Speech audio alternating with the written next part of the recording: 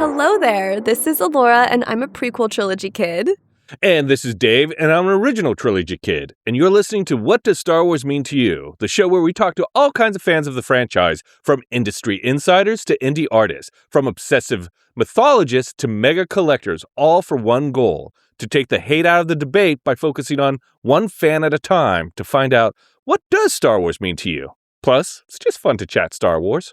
We've been doing it for 4 seasons now. Well, 3 with me, 3 together. Yes, and we're kicking off season 4. I know, can you believe it? Like, can you believe we're already opening season 4? No, I can barely believe it's near the end of January 2026. What is it about January that feels like the shortest and the longest month at the same time? I don't know. I think it's that time of year where you're kicking everything off and you're resetting your goals and you're just going like, this is what I'm going to do. Then feels really long as you disappoint yourself day to day to day as January goes along. And you're like, well, I guess dry January is out for this year. Well, I guess going to the gym is out for this year. And all of a sudden, you're just in this wasteland of where you were at the end of 2025. That was a real uplifting speech. No, it's good. I asked the question. So we've been off the air since about Thanksgiving. Yes. How have you Star Wars'd over the last 2 months? Oh, man. What did you Star Wars over the break? Well, I read Master of Evil by Adam Christopher, which was a really great book. It was just I really liked how he approached writing Vader, because I think Vader is a very difficult character to write for, because almost everyone who's a Star Wars fan is a fan of Vader. Oh, yeah. In some way. Also, Vader is, and in a way, I think even more so, a big bad than the Emperor. Like, Vader is the evil guy you root for. And he's also really powerful, but he also has this presence. I mean, I believe, if you break down the number of lines in the movie, Vader has not a lot of lines. Therefore, he's kind of like that silent, I hate saying this, silent brooding type. Which he has an air of mystery, and the more you dig into his inner monologue, the more you threaten that air of mystery. And the way Adam Christopher, my feeling is the way Adam Christopher approached writing Vader was to maintain that air of mystery through having the story told through the eyes of other characters, where Vader is kind of like the badass at the end of the hallway of the rebel ship at the end of Rogue One. You know, it's like just this terror, and that's all you get from him. So you don't really get the inner monologue, which I think was a really good choice. Yeah. That kind of left me speechless. Yeah, right? Okay. I was surprised too. I was like, I didn't know I had this much to say about it. No, that's awesome. I mean, I think we felt very similarly when we read the novelization of Oh, yes, Revenge of the Sith. Thank you. Oh my God, I'm rusty. I do know my Star Wars. If you're tuning into this for the first time and you're like, who's this bitch? No, I know what I'm doing. I feel like, we had to cut down our book review so much because we were just going on and on about like how much depth it provided Anakin and thus Darth Vader's character. Yeah. How about you? I was gonna say, hey, how did you Star Wars over the break? Well, not a ton. I'm not gonna lie. I've got some family stuff that needed my attention, so I unfortunately was not able to Star Wars a ton. I will say my TikTok algorithm has outed me as really loving Star Wars Rebels. Like, the amount of Star Wars Rebel TikTok edits I've been getting has made me want to rewatch the whole series. That's been kind of fun. Well, yes. I'm always ready to rewatch that series. Oh, yeah. And like key moments that I don't know I picked up on completely on my first watch or two. And I think that's why people always go back to shows like like Rebels is because there's so much going on. Like you can find something new each time. So Absolutely. that's on the list of the January must-dos. The 2026 resolutions. But you went to Batu. Oh, shit. I did do that. Oh, my God. Yeah. Thank you for reminding me. That's right. Holy crap. You can tell how distracted I've been with like other life. Yes, my family and I went to Disneyland. I spent a crazy amount of time in Batu. I actually did something my husband and I used to have the Disney passes. I've been to Disneyland more times than I can count. And very fortunately, I can say that. But I did something I hadn't done before, which was do the fireworks experience in Batu and then stayed for the Legend of Skywalker light show. I don't know if I have words. I was just standing there like crying, just like... Really? It was so moving and it was so cool and like... I don't know.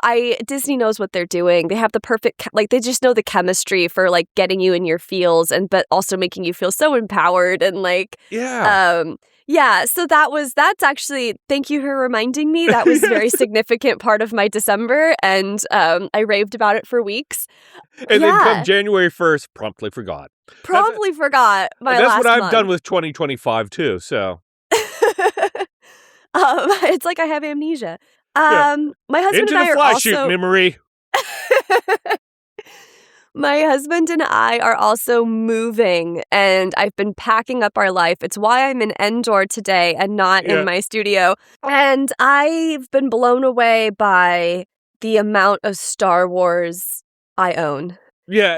As you pack it up, you're like, oh, this is more than 1 or 2 boxes. Oh, yeah, like I've written Star Wars on more boxes. You have 1 box clothing, and then 20 boxes Star Wars. And it's not even accounting for what I know is in my storage unit. So I'm like, oh, wow, okay. My new studio is going to be really rad when I can actually get all this back out. Yeah, that's how I Star Warsed over the break. Thank you for reminding me what I did. Because here's the thing. You also got me R2 DL70. I did. Which is this great droid from Disneyland. Yeah, it's factory. R2 in his... Well, it's not R2. It's an R2 unit in his Disneyland 70 colors. Oh, that's awesome. Yeah, that's why it's DL70, because it's Disneyland's 70th anniversary. Yep. And then I think I also got you our DJ. Yes. We have to do Batu together. We have to go to Oga's because like he jams in the Oga's Cantina and it's really fun. And those drinks actually for Disneyland, very generous. I always leave there feeling a little happy. Yeah. Yes.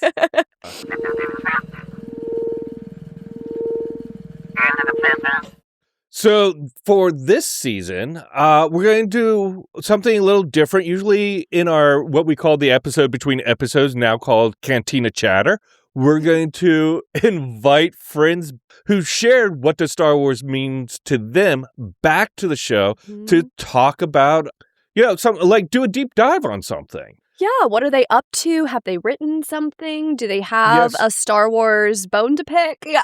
Yeah, exactly. Whatever it is. Yeah. And so our first one, and this is really exciting because it's Mike Chen, who wrote Brotherhood, and his new book, Star Wars Outlaws, Low Red Moon, just came out on February 3rd, and we're going to get to talk to him. Yeah. Just a friendly neighborhood spoiler alert. In our conversation with Mike Chen, we do reference many spoilers from Star Wars Outlaws, Low Red Moon.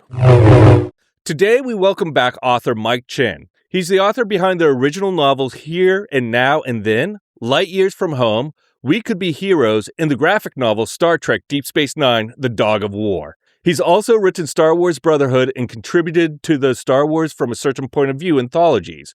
Mike joins us today to chat his latest novel, Star Wars Outlaws, Low Red Moon. Welcome. Tell us, Mike, are you ready to share with the world what does Star Wars Outlaws, Low Red Moon means to you?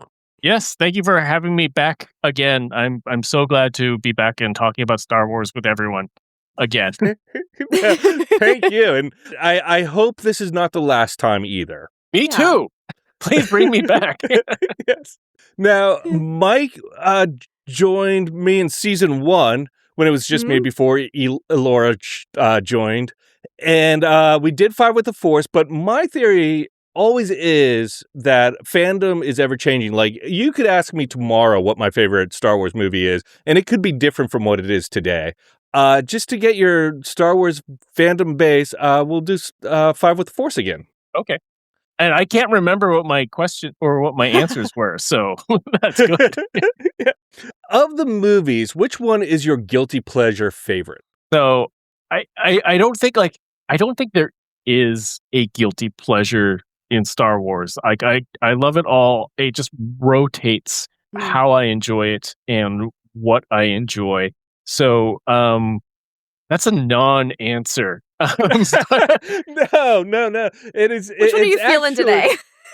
It's actually, I think, a relatively common answer because I think people really don't want to put that label of guilty pleasure. And even as I was reading it, I was like, I think we need to change this to what is your comfort Star Wars? Oh, yeah. I like that. Yes. You're right. Because my comfort Star Wars rotates around. And, so we recently rewatched the original trilogy front to back over like maybe a week. And I hadn't done that in a really long time, and probably in like 5 years or so. And what got me going on that was another Star Wars podcast that I really enjoy called First Steps. And if you haven't heard of First Steps, their conceit is brilliant because they have this fellow nerd named Andy. Andy's blind spot was Star Wars in their fandom. Like they knew like only a few pop culture tidbits. And so what they were going to do was they were going to sit Andy down, and over years, this experiment was they're watching Star Wars chronologically, and Andy stayed spoiler free other than like knowing a few random tidbits. And they just finished the original trilogy. And so Andy for I think 4 years, stayed completely unspoiled, watched the prequels. No, they didn't. They did Attack of the Phantom Menace, Attack of the Clones, Clone Wars, Revenge of the Sith, Bad Batch, then just went. Like fully chronological order. Fully, with all media. And so they did Andor, then Rogue One, and then A New Hope, Empire, and Return of the Jedi.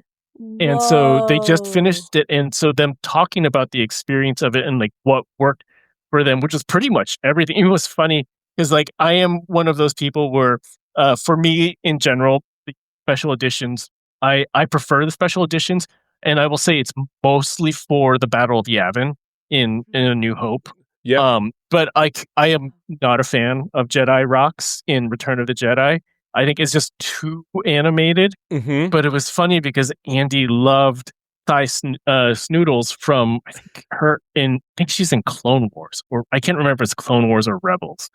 But she they had her live captured moment where she goes I hope my girl Sai shows up, and then boom, she's right there. And so Andy's just enjoying the hell out of Jedi rocks. It's it's such a unique experience that I don't think anyone will ever replicate again because it's so cool. Specific.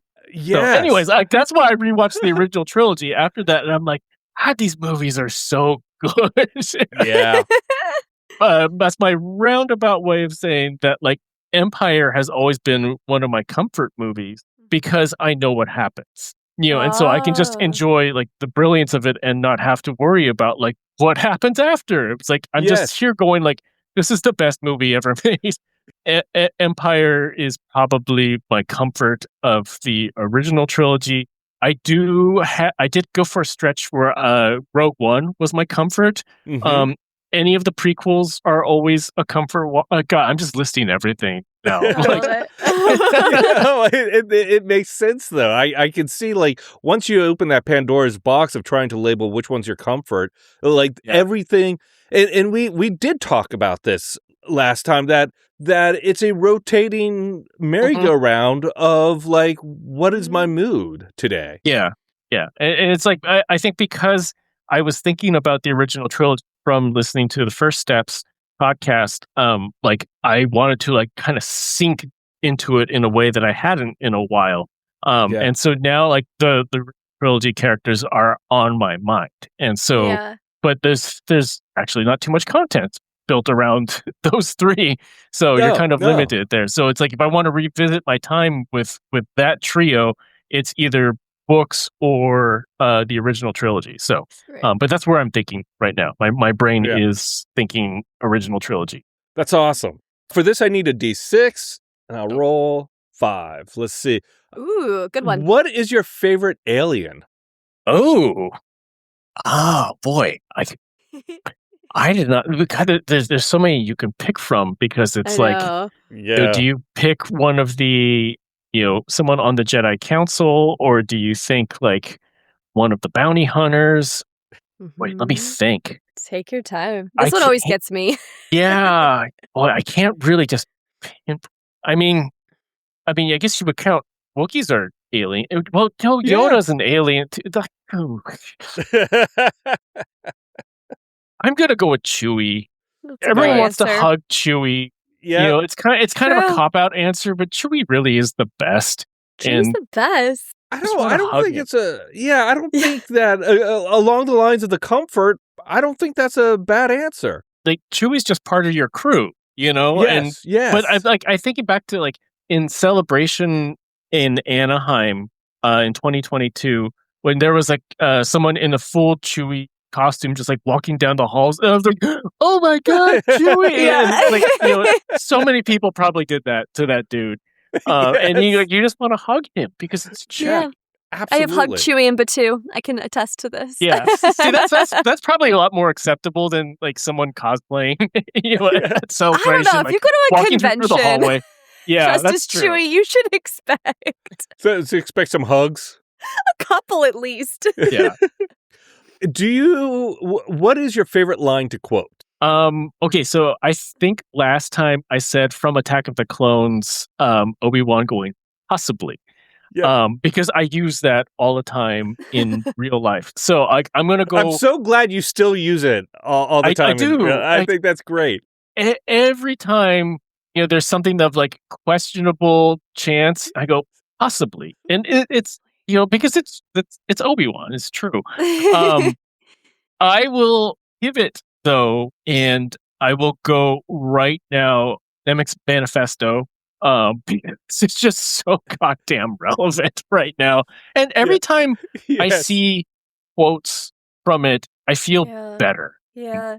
So we're recording this in February of 2026, and obviously the world is really horrible, and I make I don't hide my politics at all. If you follow me online, you know that I am a very constructive, like, let's take action, let's do things where we can, let's stay not blindly optimistic, but like understand that like we the people have a lot of power, even though voices in authority want you to that you don't. You actually do. And if you look at the results of like where corporations have pulled back, or where people in Congress have actually pivoted because people have been so angry, either people have power, and so much of the manifesto is just 100% true. And so, I mean, like, it's a long quote to say is my favorite quote, but it is something that when I see imagery on Instagram, where they put pieces of it, either to current political events or Star Wars, or I see clips of it just randomly playing through, I feel better. And I feel like, that's sort of like gird your loins and get ready for the fight type of thing. However your fight comes through. We were talking before we started recording about like how when I feel overwhelmed from the news and I step away for a few hours, I kind of buy that time by like making a worthwhile donation or calling my congressperson or something like that. And I feel inspired to do that when I see the manifesto. So we'll go with that. I like That's a that great a lot. one. That's fantastic. Speechless. Yeah, right. It's no, because it's true. I've seen it come across a lot recently as well, usually on like a TikTok edit to something going on in the news. Yeah. And it's just not only a reminder to how timely Andor was and how well written Andor was, but like, you know, the whole art imitating life and how important that message is overall. Like, yeah, all of the things, all the feels. I think one of the fascinating things is when Tony Gilroy talks about how, I think he was writing it in like 2023 or so. Oh, wow. And I think he wrote it in 2023 and they filmed season 2 in 2024. I believe that's the timeline. But it was clearly like the state of the world was not what it is right now. But he talks about, like, in recent interviews, how it feels timely because this is how authoritarians work. And the formula for breaking them is always the same. It's different now in the era of social media and like, you know, instant widespread communication. So in some ways, fighting it is easier, and in some ways, fighting it is harder. But it's different from, you know, like something in the 60s versus something in like the 1800s or something like that. But the general process is still the same, and that's what he was trying to get across. And it just feels relevant right now because we're living it. Yes. It's one of those things that it's not a mirror up to society. It's a I almost said prediction. It's like poetry. It rhymes. Yes, exactly. That's exactly right. It's what George was warning us about ever since The Phantom Menace. Yes. Even in some ways, ever since Star Wars: A New Hope. Yeah, that's true. Yeah. And when there's people who like don't get it, like, you know, they say like, take the politics out of my Star Wars. I'm like, what are you even watching? And I'm like, are you watching the same show I am? Yeah. Even if you just take the original trilogy on its own, the Ewok battle is a political statement. Yeah. I will say, like, one of the most interesting reviews that I got for Brotherhood, and like, as an author, I tried not to read my reviews too much, but, you know, we're curious. We'll look. Goodreads has this nice filter where you can filter by rating, so I don't see the bad ones. Sure. No need. But there was one dude who said that he really liked it because it had Star Wars politics and it wasn't woke real politics. And I'm like, oh, you did not get it at all. Like, this is me taking my own, like, you know, worldview and dressing it up a little bit in Star Wars, but like really not that much. I mean, this is a book about extremism and racism and like, the way the system breaks generations. And I'm like, it's pretty obvious too, because like, and I had talked with plenty of people who said that like they appreciated like that sort of like dressing it up in like in a Star Wars allegory, but making it feel really real. And I'm like, wow, that dude just did not get it. And maybe some people just don't. I don't know. I love the boldness, though, of reading a book, not getting it, and then making a statement online. No, it's like, I mean, the people who don't get like the politics of Star Trek, or like the you know, lifelong wokeness of Doctor Who. Oh, like, God, yeah. Who just like don't get it. It boggles my mind, but somehow they wrap their heads around it, and it's cognitive dissonance is a strong drug. Yes, exactly. Yeah. Question number 4 is, besides the movies, what is your favorite Star Wars content? This could be a TV show, comic book, a novel. Okay, I think last time I said the Revenge of the Sith novel, and so I won't say that again. I will shamelessly plug Star Wars Outlaws because, like, it's a great game. It's so much fun. And, like, what I love about it, it is, I would say, outside of the X-Wing / Squadrons thing, which is very special to me for a different reason, just because I've always wanted to be an X-Wing pilot, and, like, so that's a different experience, I think, than Outlaws. As a third person, well, no, I'll add first person because, like, we're playing, like, I've played like Dark Forces and Jedi Knight. I played the Jedi, like, you know, Survivor and Fallen Order. I've played Outlaws. I've played like pretty much every iteration, like The Force Unleashed. You know, I played that in complete spectrum of games. And outside of flight games, I would say Outlaws is my favorite. And what I love about Outlaws, and well, for one, I love Kane and Nix and ND-5 as like, space family. But the level of immersion in Outlaws is not matched in like even in like if you look at Fallen Order or Jedi Survivor, it's like you are in Star Wars, but you don't have the freedom to just go wherever the hell you want like you can in Outlaws. And so I remember like when I got off Canto Bight and I went to Tatooine for the first time, and I was like, this is amazing. Like I am just walking around Tatooine, and like I just stopped doing the quests for a little bit, and for like 3 or 4 hours, I'm like just taking my speeder and like going across like the dunes, and I'm like, oh my god, there's a sand crawler over that dune. I'm gonna go there, and then I'm gonna go into photo mode and like take a picture. I have all these saved photos of like seeing a dune and then realizing I can do like a cool jump off of it, and then like pausing and going into photo mode, and trying to get like the angle of like the twin suns as my speeder flying through the air like E.T. I love the story, but I love I know people who like they keep playing Outlaws now, and it's like and they never stopped. And it's because they love playing Sabacc, and so they just keep playing Sabacc, and like I enjoyed it, but like I'm not into it that much. But it's like whatever you want, as long as it's not like Jedi stuff, like you can basically do in Outlaws and just kind of like live in it for a little bit. Mm-hmm. I really enjoyed Outlaws, and I'm not just saying that because I got paid to write a spinoff for it. It's great. It would be funny if they did a stripped-down version of Outlaws that was just tourism. Like the Star Tours, the video game, where you just go and you're like, where would you like to go? I want to go to Tatooine and walk around. And you just like... The way I would play the shit out of that. Yeah.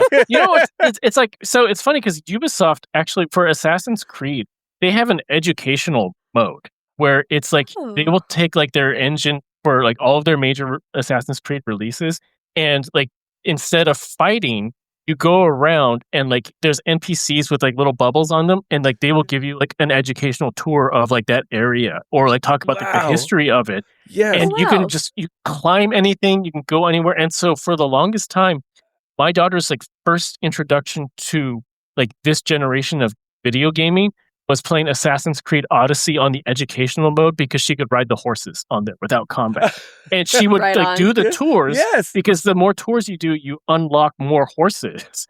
And so like that's what she would do. But like I would love a Star Wars version of the Assassin's Creed. Like Ubisoft knows the model for it. They should do that. Yeah. Question number 5. What is something from Star Wars Outlaws, Low Red Moon, that you added to the Outlaws story of which you're particularly proud? One of the things I pitched right away when we were building up the synopsis for it is because are we going spoilers or no spoilers here? We're going spoilers. Okay, so because it's the backstory of Jaylen and Sliro, and know that they came from a really rich, like really prominent manufacturing family. Like I pitched them as like they're like the Lockheed of Star Wars. Yeah. And we haven't really seen we've seen like government elites. We've seen like a few like celebrity elites, but we haven't seen rich like billionaire elite in Star Wars. Right. And so I was thrilled to explore that and show how they're just as terrible as our real world. Yes. Because the psychology of like, so Jaylen's mom says at one point, because like it takes place, like the first section takes place like right after Order 66, and you see like they're working with like the transition of the Republic to the Empire, and Jaylen talks about like, should we make like these big like corporate moves while the galaxy is still not really stable? And his mom says like, Empire, Republic, it doesn't matter. It's all the same. And I wanted to show how people who live in this bubble where they are so above the law, like they live in this really weird like transactional world where it's like the laws don't touch them. And so the only things that matter is like how transactional things are. And so I wanted to explore that. I don't know if you guys have heard this in like either me talking about it on social media or other podcasts, But when we were talking about how do we want to treat their downfall, I pitched Schitt's Creek. And that's where, like, when they get exiled, it's like, instead of Schitt's Creek, they're in like this really nice villa, basically. Like, it's like like if the you could life just of like luxury. Yeah, exactly. Because we know that that's how some billionaires, when they get into the legal trouble, they exile themselves in like Italy or Monaco or something like that. And so like Tom came up with the idea, like I had suggested like a Schitt's Creek style exile. And then Tom was like, oh, like a Montenegro or something like that, where they just take their money and hide. And that's where that came from. And so when I wrote the parents, so Roisem Barsha is the Barsha mom. That is named after Moira Rose from Schitt's Creek.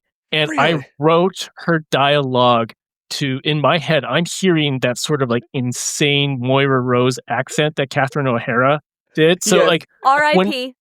when like that, when that happened around the release, I was like, oh man, like I'm never going to be able to meet her at a con and ask her to like say this dialogue. But when we were doing the audiobook, so shamelessly plugging the audiobook with Jay Rincon and Eric Johnson, who voiced ND-5 and Jaylen in the game, they came back and brought the characters back to life for the audiobook. And so we were going over notes of like people's accents and pronunciations and stuff like that. And so I said like Roisem Barsha, I said Moira Rose from Schitt's Creek. And so in the audiobook, like they do their best Moira Rose. Like they really try to apply it in there. And it's like that sort of unpredictable, kind of rich, kind of European, but not accent that she can't has. Place it. Yeah. Yeah. It's like I remember Catherine O'Hara saying that like the trick to playing Moira was like to turn the accent on and off at random times. Yeah. So like it doesn't make any sense because it's not supposed to make sense. It's just who she is. And so I love that. Now, one of my questions was about Jaylen's mom. And in her kind of little power sayings that like she had all these kind of sayings that I feel like rich industrialist, quote unquote, leaders would sell. Thought leaders. That's what they call themselves. I know this because I work in tech. Like for about 6 or 7 years, I was a freelance copywriter for an agency that specialized in startups. And so like I kind of got to see up close, like, you know, what they consider, you know, thought leadership, quote unquote. And it's like, you know, sometimes it's like, you know, a fancy way of saying like, I have a vision for where this industry is going to go. And then sometimes it's just like people just like talking themselves up. And you're like, wow, dude, like really? Were any of the quotes that she says something you pulled from your time as a copywriter? No, or ever heard? No, actually, they were written mostly in sort of like a reverse engineering, like, I need this for the plot. I need this to be like a sticking point for Jaylen. So I would just kind of go back and kind of think of how Moira Rose would say it. You know? It's like, you know, I was telling my wife about the Moira Rose thing. And she's like, I can totally hear that, but Moira Rose is not this evil. And I'm like, yeah, well, I mean, that's the point. It's like, but it's the attitude. It's the attitude, but just like taken to the extreme. I actually saw like one of my favorite that I saw was like just a single line of like, I totally understand why Slero murdered his parents. It's like pretty justified, really, when you think about it. Villains are often created. Yeah. Your first Star Wars book was Brotherhood, which is kind of a prequel to the Clone Wars series. Yes. And now you have Low Red Moon, which is kind of a prequel to the events of Star Wars Outlaws. What are some of the challenges and some of the excitement you face prepping and writing for a prequel for established material in the Star Wars universe? So they're different because while Brotherhood was we called it a bridge. It was a bridge from Attack of the Clones to Clone Wars. Like that's what we talked internally before I wrote it. Like that was like the whole goal was like bridge Anakin and Obi-Wan at the end of Attack of the Clones to the Clone Wars movie. So like that sort of emotional, like how do we go from like we're butting heads because you won't listen to like we trust each other and you know we're off on our first mission in the Clone Wars. This was different Tom at Random House Worlds actually compared it to like the prequel trilogy to the original trilogy. Like if you look at Outlaws as like the original trilogy, it was kind of like that same mechanism of like, you're extrapolating characters, you're looking at world ties, but there's like a very strong thematic arc that has to land with the characters who are in Outlaws. And so there was a lot more latitude with that, and there was a lot of excitement about like this particular, like, so we talked about like the oligarch issue and how oligarchs aren't really like played around with in Star Wars, even though we know they exist.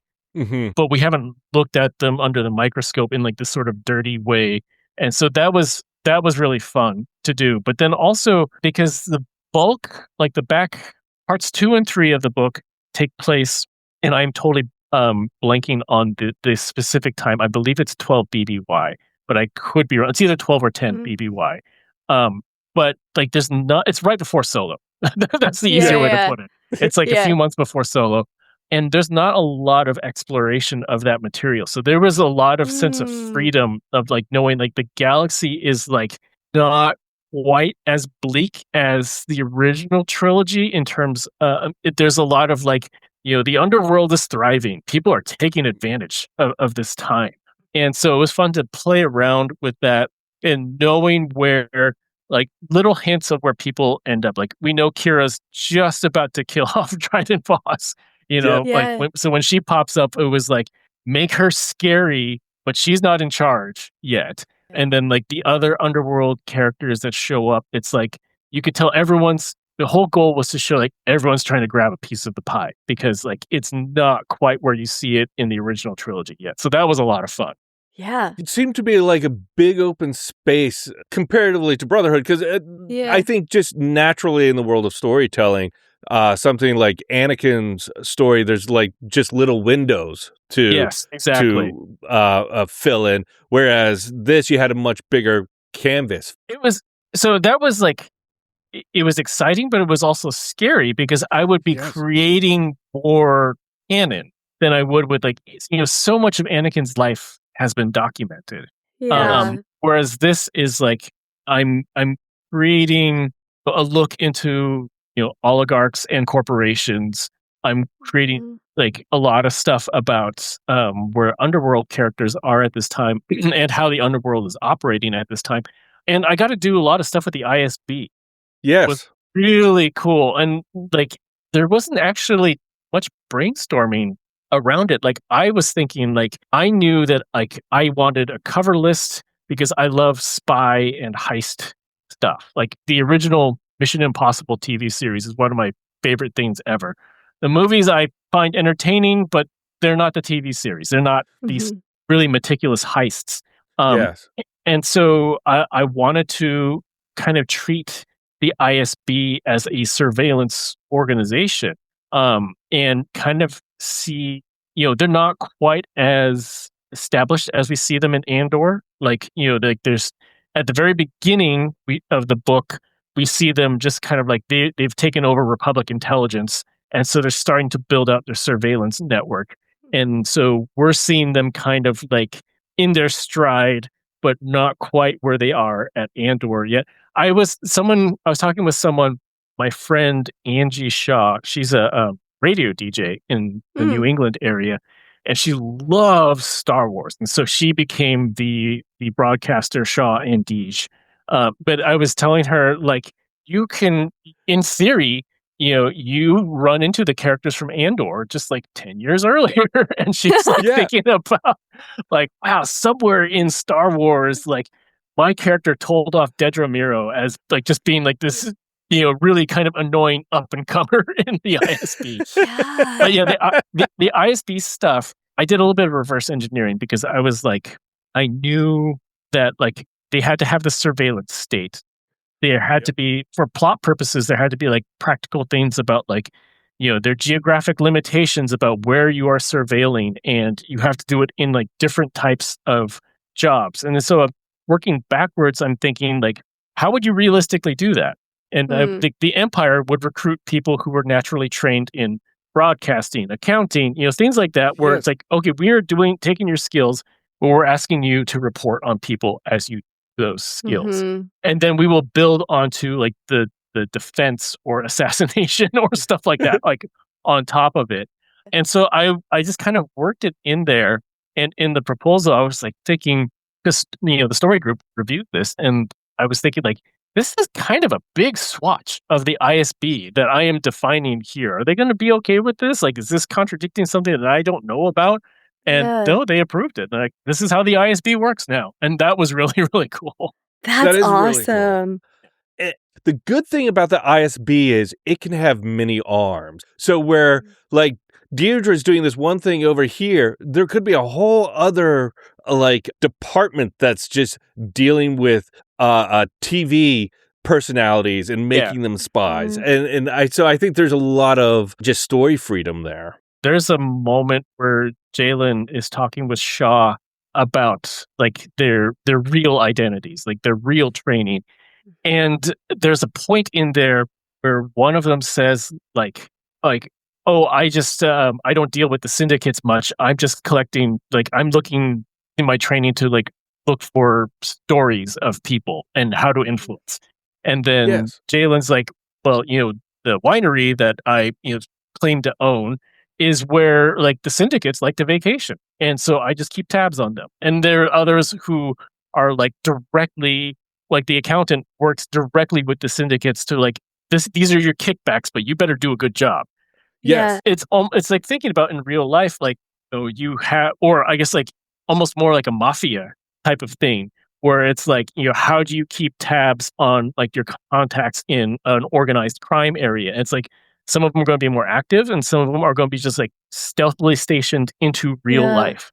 And so it's just playing with that, and like there's so much story there for the next writer to pick up this an ISB story. There's going to be a lot of fun. Cool. Absolutely. And speaking of Jaylen and his character, Star Wars is filled with character pairings, like Han and Chewie, Obi-Wan and Anakin, Andor and I always mess this up, K2SO. K2SO. K2, yes.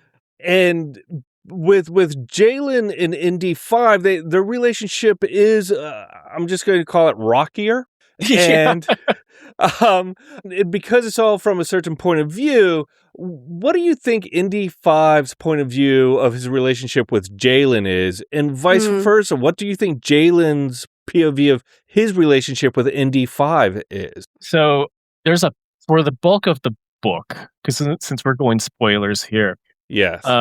Jaylen, I mean, like, there's a reason why he keeps the scar on ND-5. Like, he's like, in one way, he sees ND-5 as like the antagonist that him safe close to him. That's how he feels safest, and that's one of the ongoing themes of Jaylen, is that he's so afraid to things that are valuable to him that he will physically keep them, like the cover list that he recovers, like he keeps it on his body on him, even though that's kind of a dumb thing to do. But it's like he's lost so much so fast in like the worst ways possible that's his psyche. Like that's how he treats that. Yeah. So on one hand, he views ND as his enemy. He also views ND as a possession, but he also views ND as this stand-in for his brother that he's looking for. Yeah. And how he feels about that, it's kind of like how I feel about Star Wars movies, that like they all like, they rank up and down. Yes. Like the levers turn on and off based on circumstance. And one of the points of the arc in this book is to show that he gets so close to letting go of the negative ones and just like, wait a minute, we can be good partners. But he gets so close to it, but because he's so consumed by this quest for vengeance. Yeah. And it's like, it's not even the quest for vengeance, in that he's ready to let it go if he thinks that Sliro's just dead. Or if Sliro is like safe out in the world somewhere. He would have let it go. But because he realizes that Sliro, the one who actually did all this to him, suddenly like everything coalesces into like this super toxicity. So it's like, and then at that point, ND is just a tool, like a means to an end. And there's a key moment in Outlaws when we were talking with the Ubisoft team beforehand. I got to talk with the creative people and some of the writers. And there's a point in one of the cutscenes where he says, it's like, I think after ND gets damaged and then they repair him. And then Jaylen says something like, good to see you back on your feet. And then he taps ND, but he taps him directly on the restraining bolt. And it's just like this subtle little reminder of like, oh, I got you. And so I wanted to show him before that where it is still possible for Jaylen to let it go, but he just can't when he finds out who it really is. When I was talking with Alex from Star Wars Explained, he said, and I thought like this summed it up perfectly. He said, it's like Han and Chewie, but really, really toxic. Yes. And I'm like, yes, it totally is. Yeah. Yeah. And so I got chills. But from ND's perspective, Jaylen really is like, because ND's coming out of the Clone Wars. He's like literally coming straight out of the Clone Wars into this. And he's never really dealt with a lot of humans before, not for a lengthy period of time. So it's almost like a terrible real world analogy is like someone who is kind of indoctrinated into an abusive relationship and they've never been in another relationship and they don't know any better and they don't have any friends. They've always abusers isolate. And in this case, like I would say like during the course of this, they clearly work with other underworld folks, but the nature of the underworld is isolating in itself. So there's not a lot of opportunity for ND to get exposed to people that are not on the job. So that was why it was really important for ND to have the friendship with the original character Laurel in there. And there's a moment where they're talking on the shuttle, like as the mission is playing out and they have a quiet moment. And I wanted Laurel to be like the friend who is gently telling you to break up with that dude. No, just like, really? Is it really that good? Maybe just think about it. She's crying because she does, she can see it for what it is. And like Jaylen is not full toxic at that point, but there are definitely like moments of control going on. Yep. And I wanted to show ND's thought process where it's like, he just kind of thinks like, well, she's wrong. It's fine. That gets compounded at the very end when Madel Nuref, the true low red moon, says like, I can tell you the complete truth about this guy and you can see how he's been using you. And then he's just like, no, you're lying to get under my skin. Like, that's just not true. And so it would to really just show like the sort of like indoctrination into the abusive relationship. And then it was really important to have the epilogue. I didn't want to lead up to the whole story of Outlaws because like that's so much time to cover. And I didn't want to get into too much detail because the epilogue is just supposed to be like a thematic little snippet to let you know that like he gets out of it. He finds his family. And you can just feel good about him. I was thinking about like what the Anakin Skywalker analogy to this would be like if someone was like coming from like watching the prequel trilogy fresh and not knowing. It would be like if they go from the end of Revenge of the Sith and they're like emotionally destroyed, and then you just show them the snippet of Hayden as the Force ghost on Endor. Just let you know, like, it turns out okay. Yeah. You don't know how or why, but it turns out okay, just to give you that sort of good fuzzy feeling. And that kind of reminds me, as I read the book, as I started it, I was kind of rooting for Jaylen, because he had all this terrible stuff. He had a terrible past. His parent, he was like held differently than his half brother was, and was constantly reminded of that. He was held on a pedestal while his half brother was almost abused. Yes, yes. And as the story began, I was like kind of rooting for him, and all of a sudden I started going, as I see ND-5's view, I'm like, this guy's a little better. ND-5's like a better guy than Jaylen. And there's this interesting kind of like emotional journey for the reader where you start out rooting for one person and that kind of goes down, and as that goes down, it goes up as you root for this other guy. Is that kind of intentional? Was that something? Yeah. That was why it was really important to show ND going full Jason Bourne on everyone on that island. I was surprised that they let us go that far. And it's pretty brutal. Dave was here at my house while I was reading the book, playing Magic with my husband, and I literally looked up and said, "This is a Romanov massacre."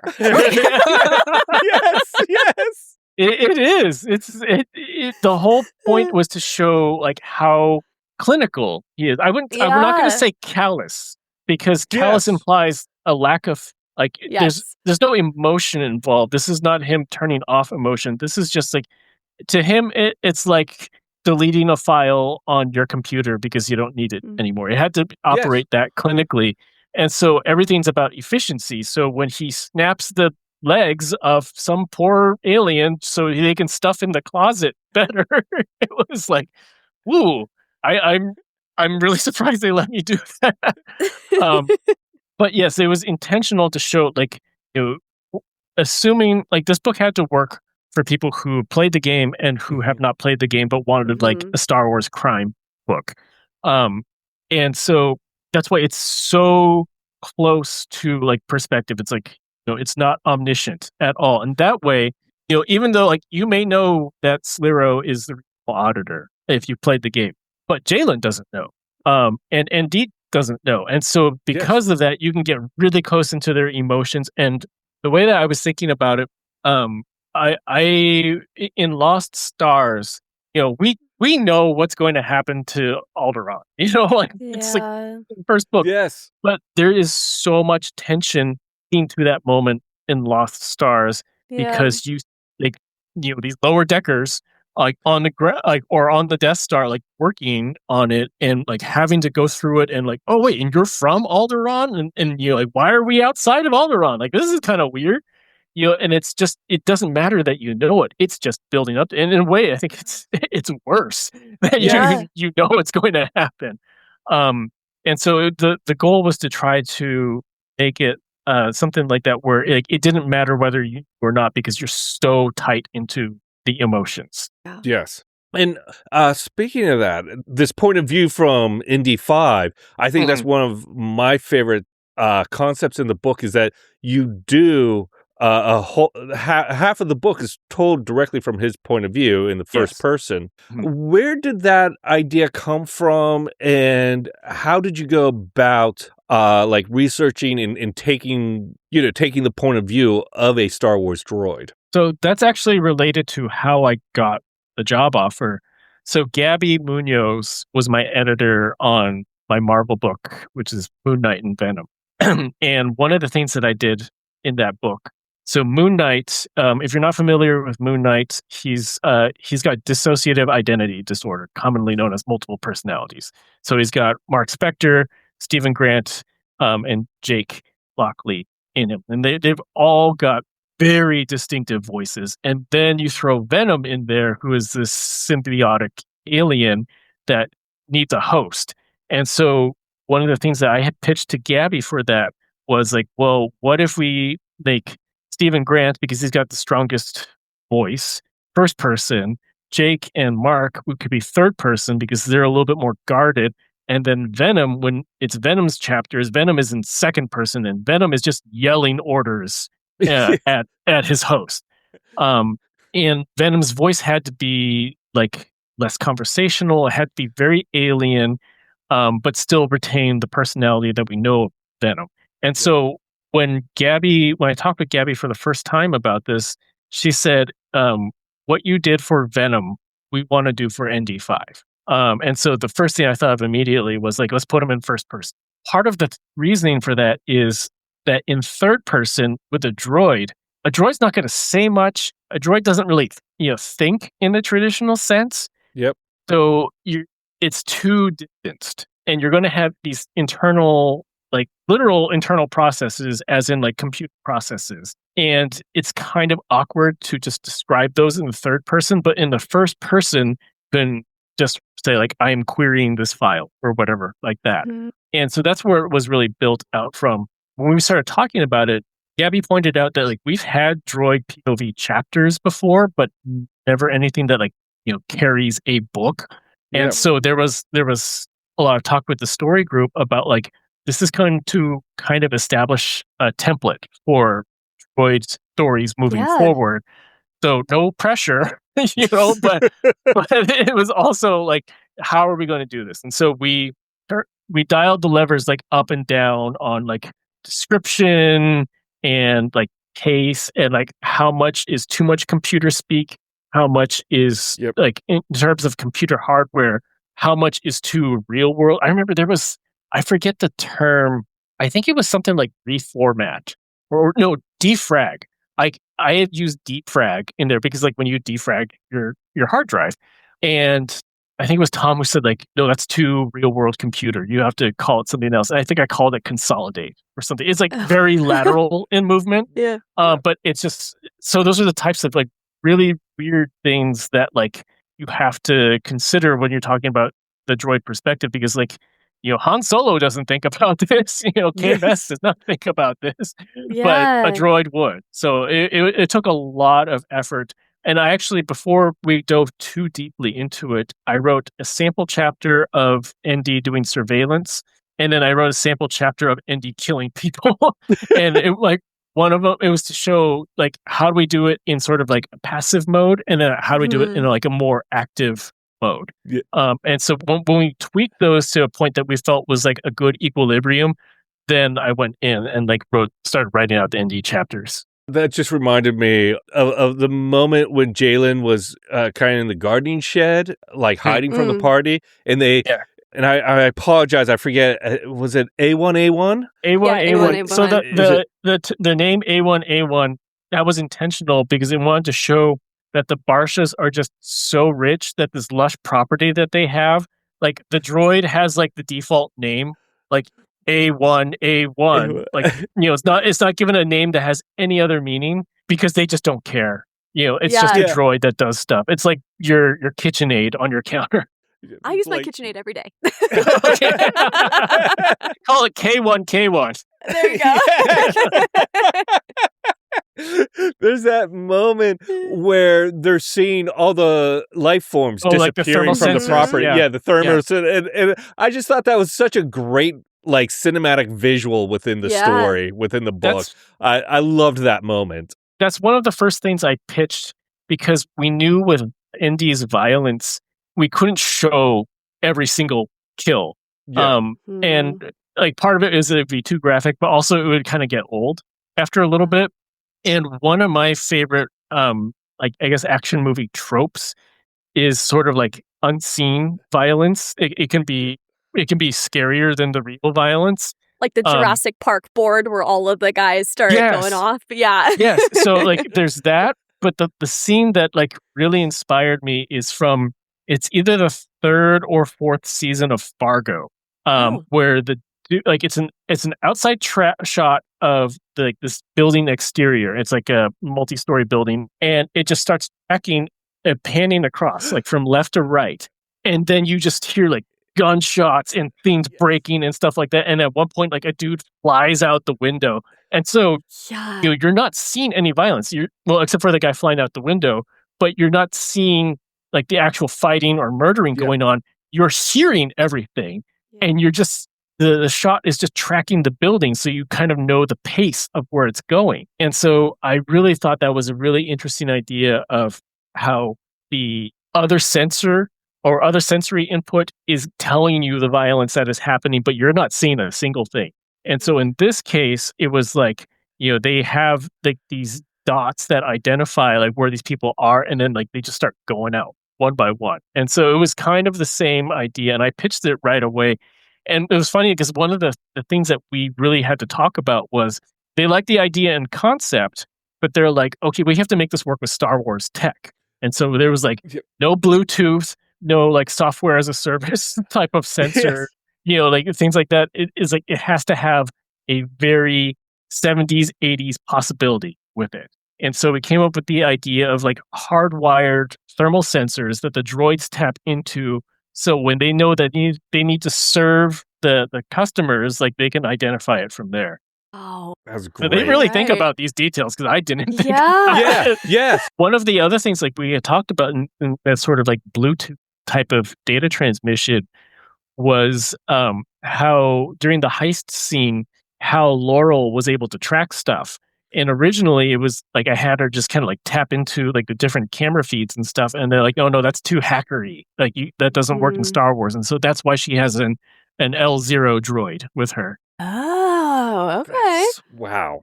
See, that's the fun stuff to learn. I think. I think that's the cool stuff.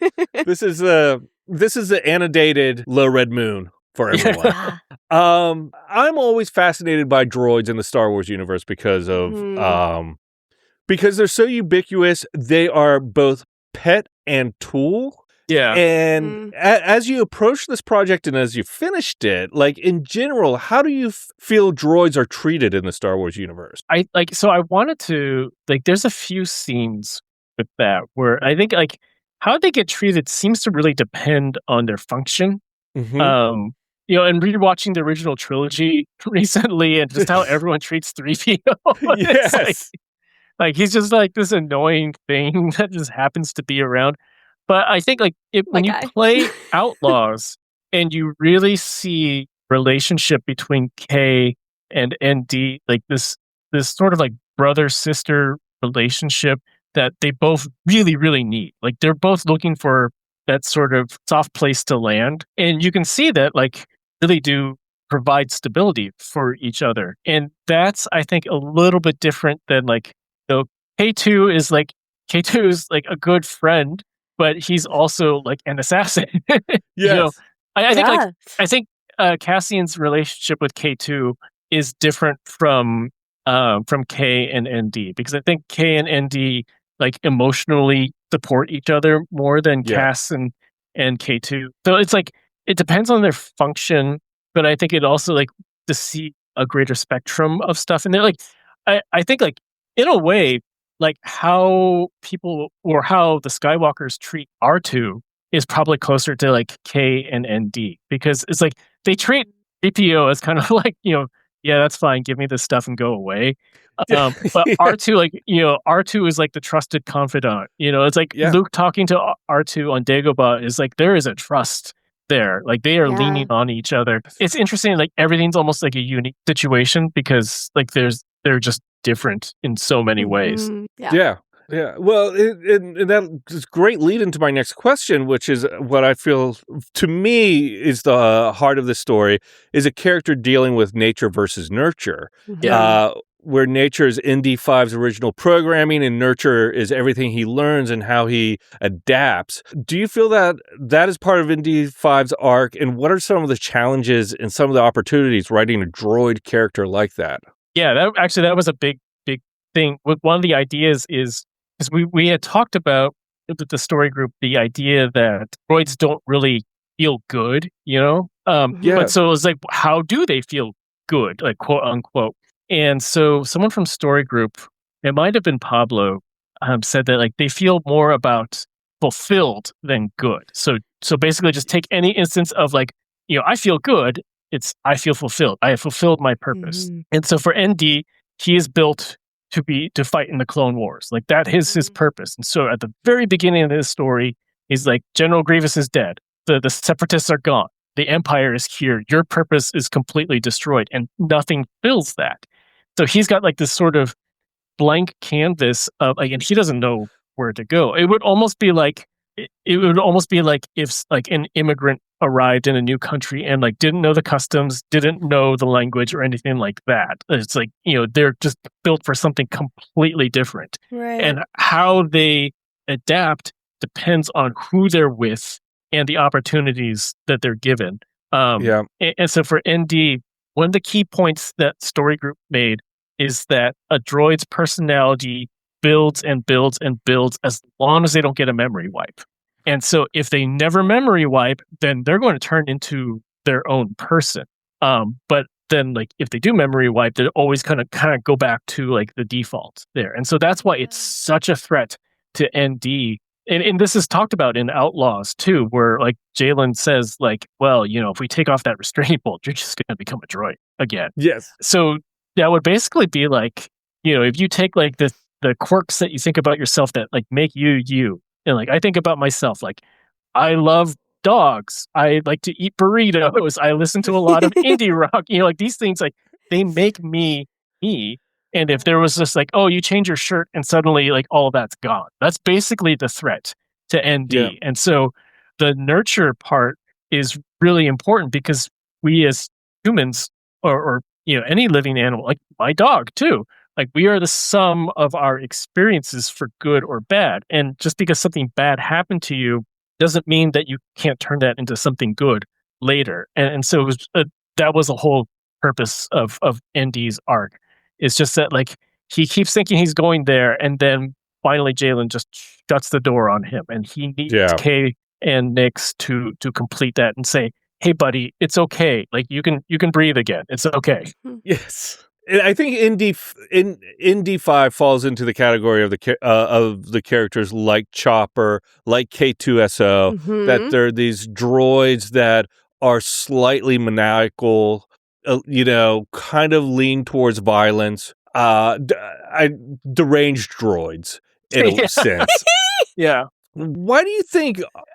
I feel like audiences respond really well to that. Why do you think audiences respond that well? Like cheering them on. Like even now, I'm thinking about ND-5 in attacking the villa, and and part of me is like, yeah, that's right, he's the hero in this scene. Well, that's because he's attacking terrible billionaires. I mean, like that makes it. Yes.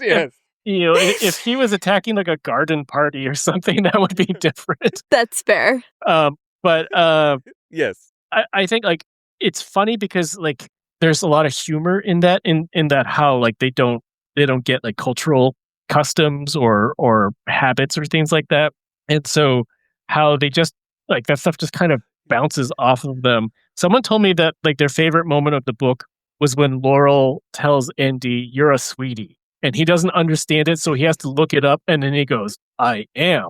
So there's that humor in that sort of like delayed, like very technical response. I would say that like I love Chop. Chop's probably my favorite droid, but Chop is very different from ND because Chop is just like chaotic. And Chop knows that he's chaotic. And K2, doesn't care. Yeah, he does not care. I would say like K2 is probably like K2 and ND are different. I think ND's like I'm trying to think of the right word for it. I think ND is ND's almost a little more childlike, I think, than Kate. A little more innocent. Yeah. And there's something that I think that's really like both interesting and engaging about a childlike boy that just like is coming out of abusive family and like needs something, basically just needs a hug. A hug. And so I think like all of that is like there's a lot of humanity reflected in that with these characters because they're like we all have that friend that's kind of like Chopper, and so chaotic good. Yeah, chaotic good friend. And so to have that dressed up in a way where like they have these sort of limitations to understanding or like excessive strength or abilities to withstand blaster fire, like so you're kind of stitching together like these almost contradictions. Like in the case of ND, like he will take blaster fire for you, but he's also like really confused about being called a sweet by his friend. So it's like that sort of contradiction is really fun. Yeah. It is. For Jaylen, just to talk to him about him real quickly, because he is another major character in the book. For Jaylen, how do you approach taking his character who if you play the game, where he ends up? Yeah. I haven't, so it was a surprise for me. You didn't play the game? I haven't yet, no. I went in, yeah. Well, if you want to spend more time, with ND-5, now you can. Yeah. It's funny. So my wife, sorry, Dave, I'm cutting off your question. No, please. So my wife had watched play the game, and she's also a really big Star Wars fan. But she was like, I'm going to get to this game eventually, but I'm playing like Baldur's Gate right now. And so she saw bits of cutscenes, and she kind of knew where it was, but she like didn't really know how it ended. And then when she finished the book, she was like, "Oh man, I wasn't quite expecting that." Yeah. Because like she had seen in the game how Jaylen gives you missions and is kind of guiding you, but she didn't watch the end game sequence in the game. And so she's like, I really want to play Outlaws now because I need to spend more time with I need to make sure ND's okay. Yeah, no, that's kind of how I feel. That's the whole purpose of the epilogue. The epilogue is to show you, like, yes, he's okay. He finds his family. Yeah. I think it's great. I think the book works great for both a fan of the game and someone who hasn't played the game. Yeah, it does. And it holds up. that is an amazing accomplishment within itself. A really hard needle to thread. Yeah, Yeah. exactly. And I do think you thread it perfectly, and it feels so great in that way. But one of the things I'm just curious about with Jaylen is when you have a character like where he's going to end up, but you need the audience to kind of get on his side at the beginning. Yeah. How do you kind of approach that? The goal is, like, you have to think of like your anti-hero stories, and almost like Anakin Skywalker, where you are on board with them up until like the last 10% of the story. But when it's really important that you understand why. And so that's why, like, when we were talking, the original pitch for this actually started with the heist mission. Or not the heist mission, like when they get to the compound, like the villa. And my editor was like, you can actually back it up a little bit more. We can give you like an extra 15,000 words or so, and you can tell the family story more.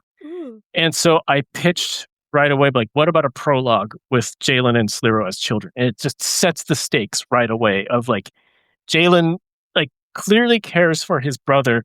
Yeah, he doesn't know how to work around the boundaries that his parents have put around. And I think that's a very realistic thing where children, they want to do better, but unless they get explicit permission or guidance on an understanding of how to do better, they can only go so far. And so it was important to establish that right away, that he clearly feels something, but he's also really terrified of his parents.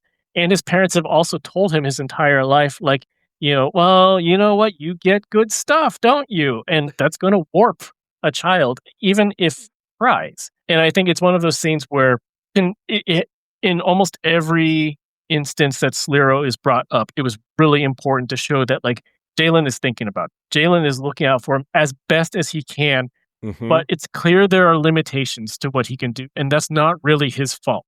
And I think that's the other important thing, is to make his parents so terrible that you understand that it's not his fault. If he had a different step parent, or if he had a therapist, therapists don't exist in Star Wars. They really should. If he had a therapist or a good friend or someone who just was straight up with him instead of feeding his ego, then he could have broke free. And so with all of that, to just show that he's every time it's 2 steps forward, 1 step back with him. And it's important to show that sort of push and pull, because you see the struggle to get away from what the Barsha name has done to him. And you really root for him to be no, you don't need them anymore. You can step away from this, and then have the point where it turns so loaded that you understand it, even though you don't agree with it. Yeah. So it's again, I go back to, I think back to the first time I watched Revenge of the Sith, and when Anakin started to have the nightmares about Padme, and he talks to Yoda first, and then Yoda's just don't worry about it, it's cool. And then he talks to Palpatine, and then I was like, oh shit, I understand now, because that was the whole thing going into Revenge of the Sith unspoiled, was it's a pretty big leap to I'm gonna fight in the Clone Wars, and I have got this really hot wife who looks like Natalie Portman, and she's brilliant, to I'm gonna turn to Darth Vader. And so it was how do you do it? And you do it by giving into the one thing they fear to lose. And so you kind of take the same model, because it's a very human thing. And you look at, how do people fail? We are victims of self-fulfilling prophecy so much, and on high stakes and low stakes. And so you just extrapolate that out to Jaylen. Yeah. Wow. Yeah. And another incredible needle you thread. It just that feeling of, as a reader, my thought was I was really liking Jaylen, and I was liking that he wanted to stand up for his brother. And then halfway through with the restraining bolt and what he was telling ND-5, I was like, no, he's not so good, is he? Yeah, he's like, Starts to slide. He starts to slide, and it's really important to show how much finding his true, like his biological brother has eclipsed everything, including like the stand-in brother in his mind. It's like, and it's one of those things where you can almost feel like it's not even really about Sliro at that point. It's more about the idea of Sliro, and he is like invested so much into it and has lost so much that like it means more to him than the actual person. Yeah. Yes. It's just so well done, Mike. It's Okay. so well done. I'll take that. It's a fun read, but it has like these emotional stakes that feel very real, and that as a reader I like latched onto. Yeah. Then I also think your writing style just compels you to keep reading. That's good. I want readers to do that. Yeah. But I don't think it's easy. I don't think it's common. I read the book like in my mornings. Like I get up at 6 and every morning I was so excited to get up and read to find out what happened next. It's just I just wanted to say that you're here. I'm here. Why not say That's funny because it closed my days. It. And I was looking forward to like crawling really in bed and like huh? and reading. That's funny. If you were given an opportunity to create a sequel to Jaylen and ND's story, do you have any thoughts on where that might go, or are you? I think what would be interesting about it, because like so much, I think like emotionally they're kind of locked in. Yes. At this point, so I would actually even back it up a little bit and like maybe write something like just a criminal adventure that just shows them working really, really well together. Because I think like that gives you a view of like what could have been. Yeah. I think that would be really fun. Yes. And I think like it would be a little bit less heavy than this book.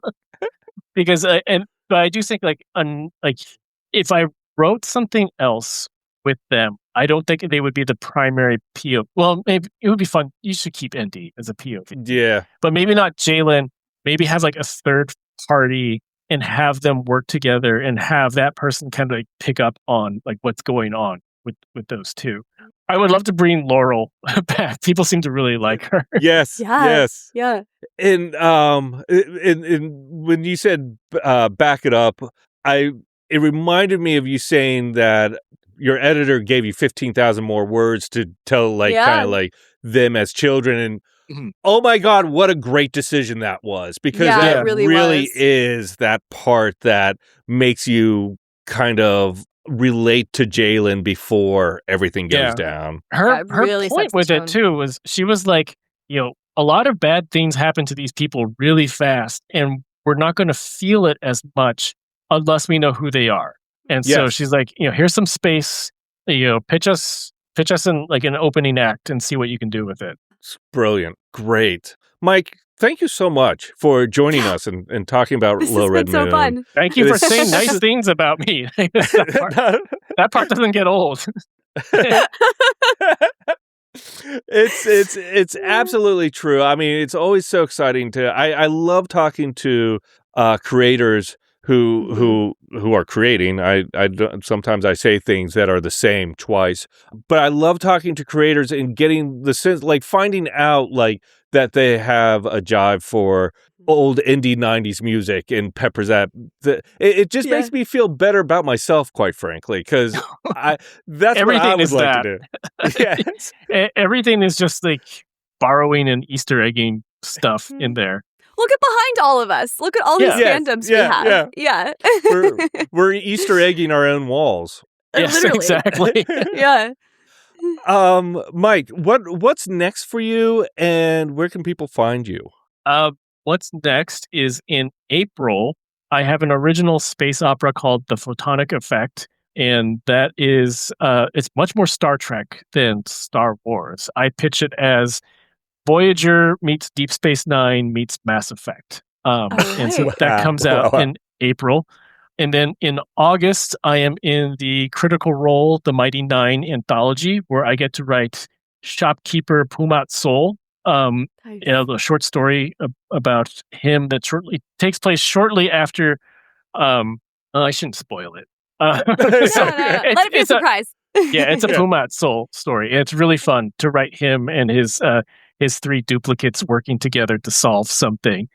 And then in September, I have my YA debut called Of Sorcery and Science, which is a portal fantasy about a teenager who leaves his boring high school behind, goes into another world, becomes like this big, powerful magic user and saves the realm. That's the backstory. The story actually takes place where he comes back and he still has to figure out trigonometry and college applications. He's just a little bit disgruntled about having to deal with that. And so that comes out. Adulting sucks, yes.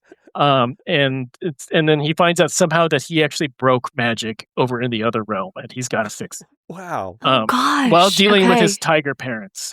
So that comes out in September. And then in first quarter of 2026, I have a haunted house book coming out called The Haunting of Santo Domingo Street, which is about, it's a haunted house book, but it's really about gentrification and immigrant trauma in major urban cities.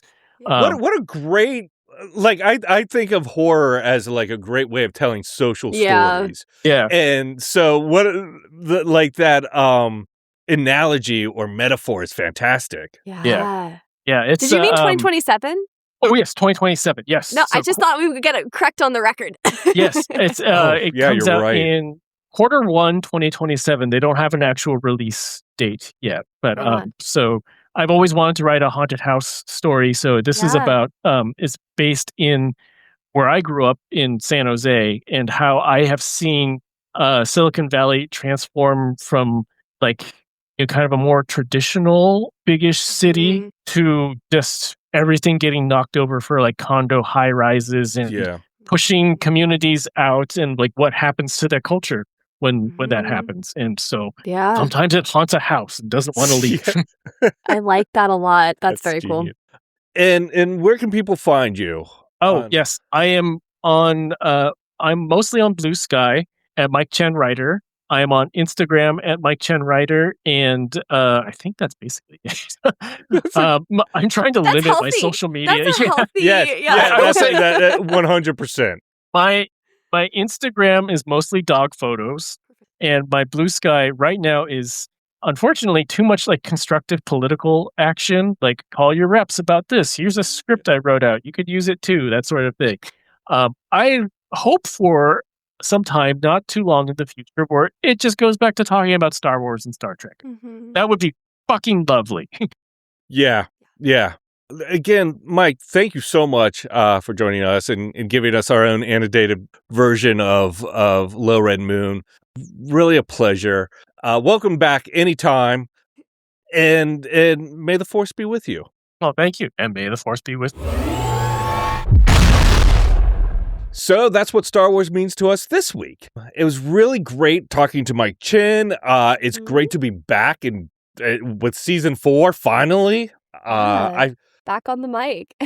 Back on the mic. I feel like I've been just like sitting around my house chomping at the bit to be back and talking and driving you crazy with ideas. No, it's great. And for listeners who don't know, I moved. And so there's a new office that I'm setting up. And Dave's been very patient as we try to get through some early records to our season. And I'm like, where's my headphones? I don't even know where my shoes are. Like, I don't have a desk chair. And so it's been a kind of fun adventure here kicking off season 4. And next week is our first official, like, what does Star Wars mean to you interview? And it's with Jandia Gammon, who is a Nebula and BSFA Awards finalist author of fantasy, sci-fi, horror, and thriller. And she's just really exciting. She's a self-professed nerd and an original trilogy kid whose love for Star Wars contributed to her not just going into the creative fields, but science as well, which I think is a fantastic kind of like weird mix. Because for me, I'm all creative, no science. But it's perfect. The way Jindia, like, kind of weaves the two together and how the science influences her creativity. Oh, I can't wait for people to hear. Yes. Yeah. And she has a book coming out on April 7th, is the first in a trilogy of dragon fantasy novels called The Veil of Seven Dragons. It's a wonderful discussion with her, and we'll find out what does Star Wars mean to her. Yeah.